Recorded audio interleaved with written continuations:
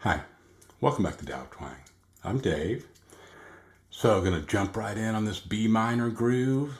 Hope you all are doing okay. I've had a little bit of a respiratory thing going here for a few days, but last week, much better now. Nothing serious. But Friday, which is the day that I do a lot of work on the videos in the morning, and then a lot of times I post on Friday afternoon, for Patreon especially. It just, my voice wasn't good and I wasn't good, and just didn't happen. But what did happen is I did some side work on my file. I have elaborate stuff that I have to do from time to time to move all this stuff onto these other drives and all these things, and stuff that I don't enjoy that much. So I put it off. I was like, all right, I'll get some of that done, and but then I was messing around and came up with a couple backing tracks. This one I really like. And I guess I spent a little bit more time mixing it or treating it or something. The instruments on it, it seems a little more polished than some of the backing tracks on here. Nothing, to write home about. But I hope you like it. I like it. Let's put it on here, and then we'll look at the chords and we'll do some jamming.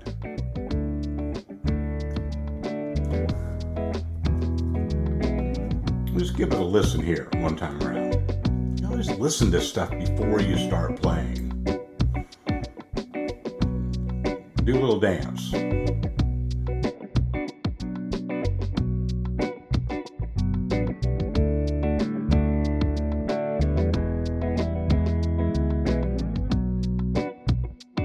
Okay, so it's B minor.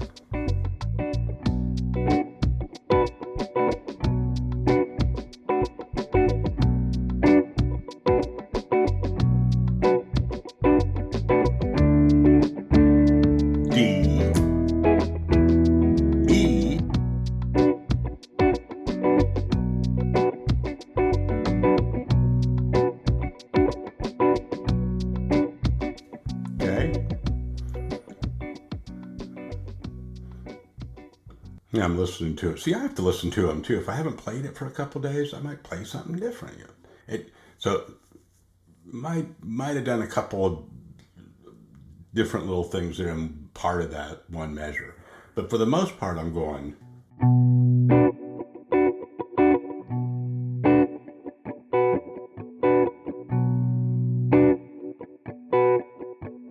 Here, all those last two are up strokes.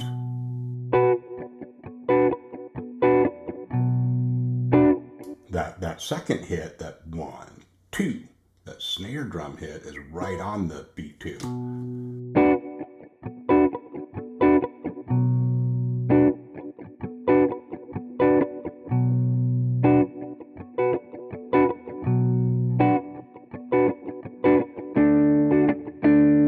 And that's just kind of a straighter rock.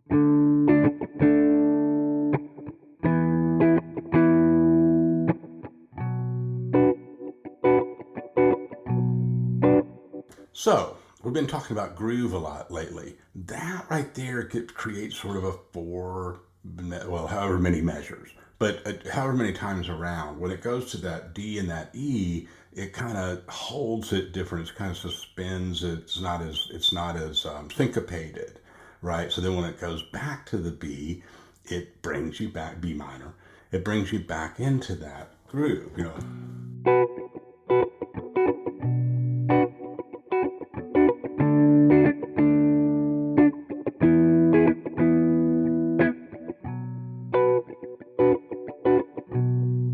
So in your own way, you know, can kind of exaggerate that stuff, right? You know, make it dramatic. You know, really emphasize, you know, the differences in those parts, and these things will start to pop right away, right?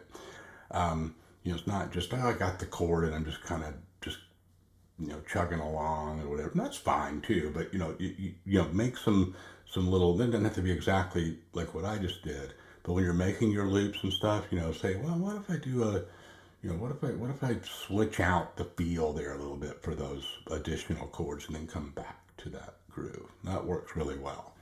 So, a composition tip there. Now, the main thing that I'm doing in that intro, and you know, we're going to talk, you know, briefly about the game plan here on what you can do scale wise and so forth, and it's not complicated. But find a little groove, a little single note groove that you can kind of base some of your soloing on too, or almost like a second rhythm part or something, right? Something like this, perhaps. Whatever you come up with.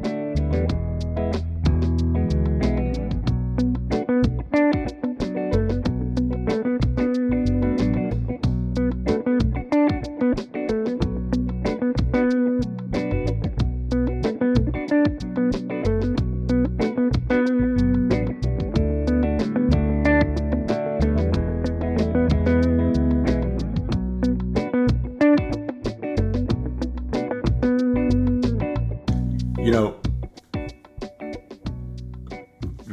really brief side note here. What you just saw is a great example of checking out. What I was kind of looking at myself in the camera, and I started playing that, but I played it like I'm just playing that. It was almost like I started to phone it in at the beginning of that. Go back and look at it at just about, you know, 30 seconds ago. And I caught myself. I was like, no, you know, and so I got back in it, right? I made it matter, right? When I first started, I kind of went, you know, because I guess I've done it quite a bit this morning already or whatever. It's like when you're, you know, performing or practicing or certainly recording or something, is, you know, you every once in a while you'll just kind of like check out like that, and it's not, yeah, well, I've got this down, I don't have to think about it, I don't have to, no, but just I still have to play it. It's not,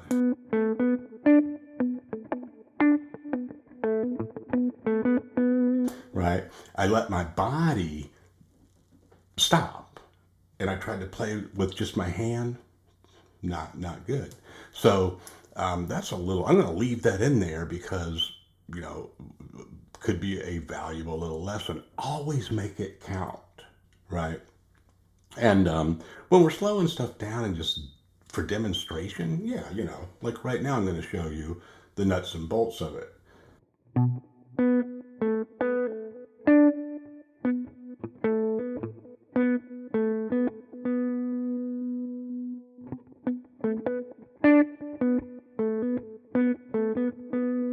Okay, so, but right, the feeling is going to be this kind of, you know, perpetual movement of your pick, and I'm muting a lot with my palm here too.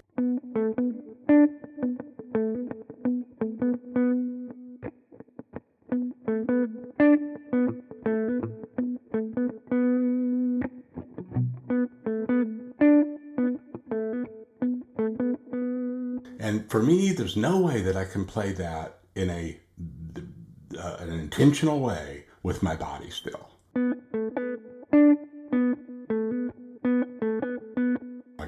I guess I mannequined it there because I made myself do it. But what's really doing it is my shoulders are loose, my head is right.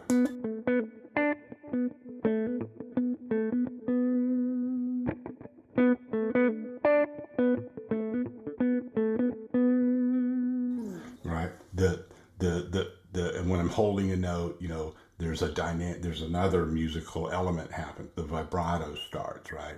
So those are really important tips. That's not a hard lick, right? So you can move right into the making it count level, right? Now, here's what I really like about this is at different times in that groove, and specifically in a certain way over the D and the E, you can go out and kind of play a lick, then come back to it. And just like that rhythm part, as we mentioned earlier, does that with the other two chords and then returns to the groove. Your soloing has that same quality. Not sure where we are, but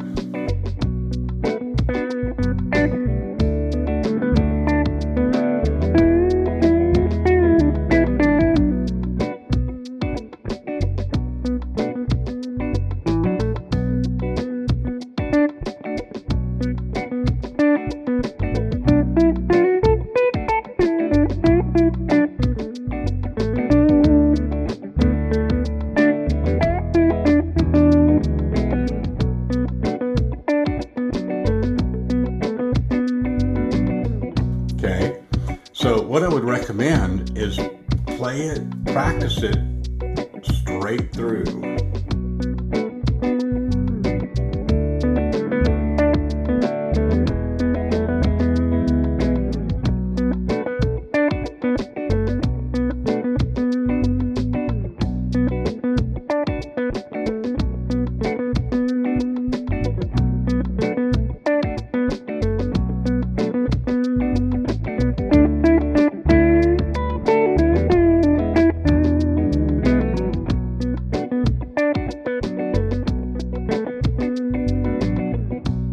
Okay.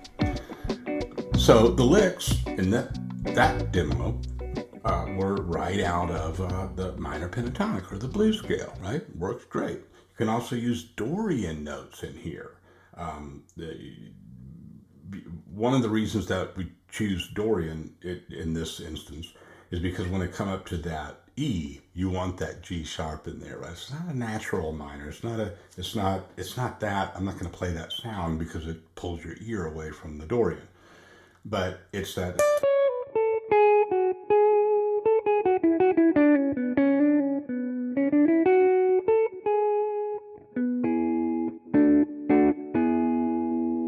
You get that E major triad in there by having that note in there. So that's really important. And then warm up on your Dorian stuff. Now, you go outside of the groove a little bit to do a little bit of reconnaissance on your scale, right?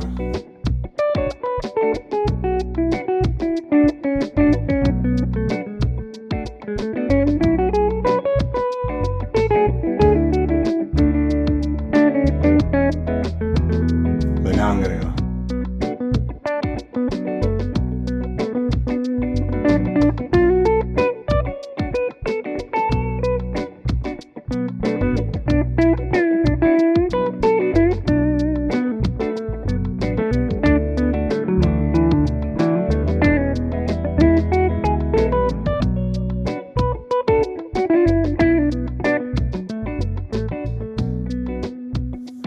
So much fun because the more that you kind of get out there and twist it and spin it an extra time and then bring it back to the groove, that's what it's all about.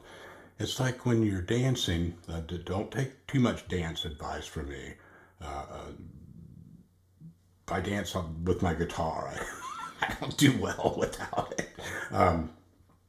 But when you dance, you got that core thing going on. Then you reach out and you add something to it with a foot or a hand or your head or something. Right? You go out and you do something a little crazier, and then you come back. But you if it gets too wild, you just come back, right? And that's what this style of groove playing and soloing is like. You're stepping out, but you're always tethered to it, to that groove. The other thing that I did in there was I did some stuff with some fourth intervals, so something like.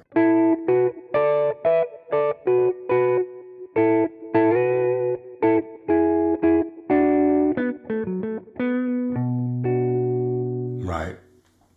And in just a second, I'll go back and get back on the backing track and work some of that in there.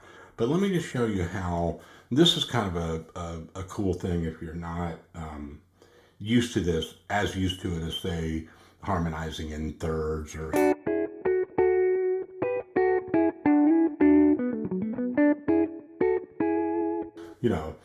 We want to mix those in there as well also. But the fourth thing is, now by fourth, I mean an interval of 4. And how do you find those? You take any note out of this Dorian scale, okay, B Dorian, and count up 4, including the one where you started. Da da da da da, 1, 2, 3, 4.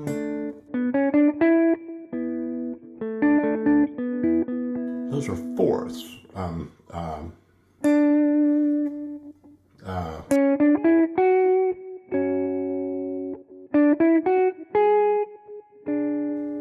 That one sounds odd, doesn't it? But if you do the work, that is those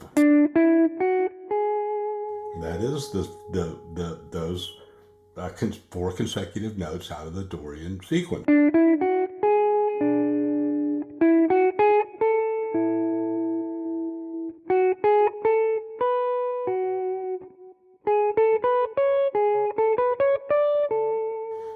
See what I'm doing there? I'm marking these out by just counting them up 4 and then playing the interval.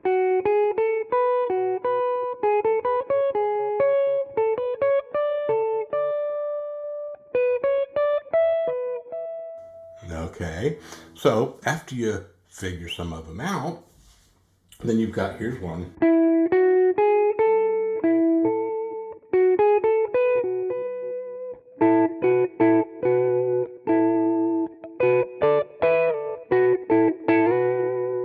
There's a little lick, and I think I did that in there. I run out of backing track on my. I'm gonna make an edit here in a second and go back. But I'm gonna work that in there, and then.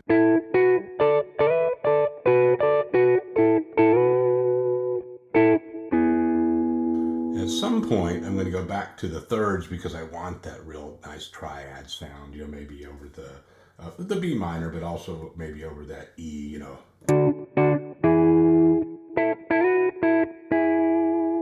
Right. Keep it simple. But here's a demonstration of that, and then I'll get you to your practice. I have an MP3 of this backing track right below us for you to jam with. Okay. Appreciate you. I'm going to take it on out with this last little demonstration. I'll see you next time.